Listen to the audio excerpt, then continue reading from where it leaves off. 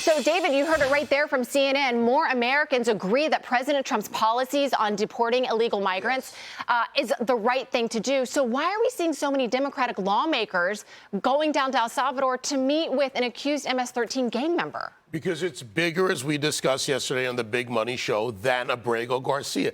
They don't care about him. They did this play with blacks for decades. Jim Clyburn, the corrupt black caucus. Now you have the members of the Hispanic caucus supporting this. They want the population that's leaving them to stay. They want the votes.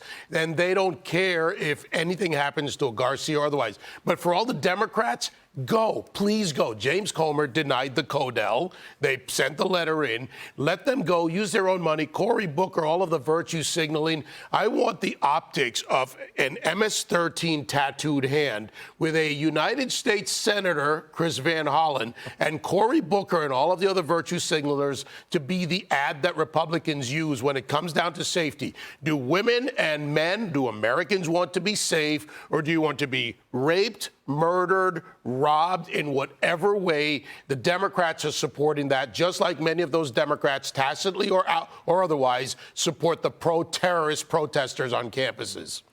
Nicole? Yeah, so I want to piggyback on what David's saying here. First of all, the Democrats have lost their mind when it came to this situation, and specifically Cory Booker. Shame on him.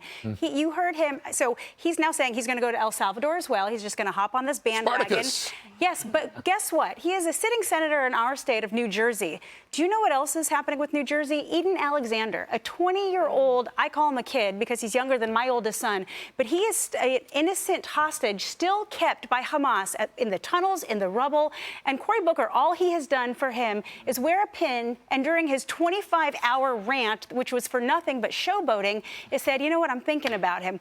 Great that he's thinking about his own constituent, but he's going to fly to El Salvador for someone who's not a U.S. citizen. Shame on you, Cory Booker. And you know what, Raymond, it is true. What Nicole is saying is absolutely right. The Democrats are picking some really weird causes to latch onto here. Yeah. We saw the White House. This is call for number one, if we can show everyone. But the White House posted on X a side-by-side of President Trump with, who you see there, Patty Morin. That's the mother of the Maryland woman who was killed by an illegal migrant, Rachel Morin.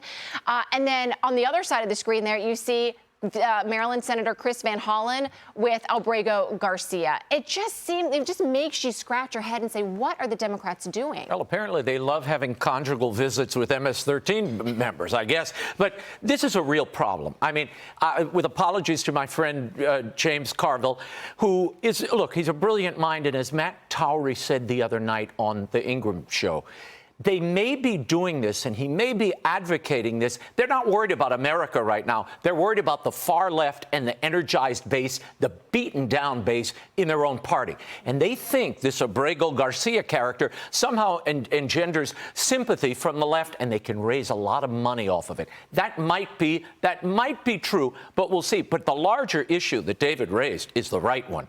This looks really bad for the entire party. And I don't know how much longer you can keep saying he's not a member of MS-13 or this hasn't been proven. The guy's tats now have shown up. The president tweeted them overnight. It's clear this guy is a loving father from Maryland, the way Luigi Mangione is a sweet kid from Baltimore. It doesn't wash. Here's a really key point on the tattoos, by the way. Yeah.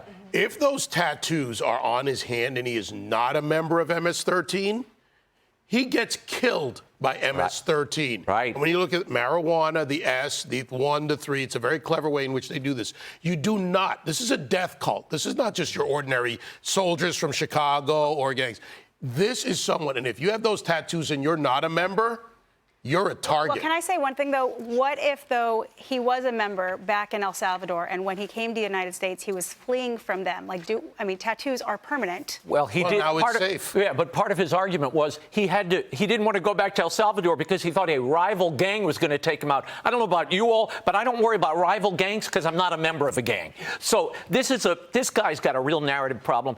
The Democrats, to hang their shingle on this guy, is a real problem. Keep going, Democrats. Keep going. Well, to your point, Nicole, I do think there are questions about his gang affiliation, and that's why we hear the Democrats seizing on this due process issue, which as a lawyer, I do see a need to work out those issues in the court. But I think the legal process is separate from the political discussion that we just had. I think clearly the Republicans in the White House are on solid ground here. I got to make this quick point. I know we got to go.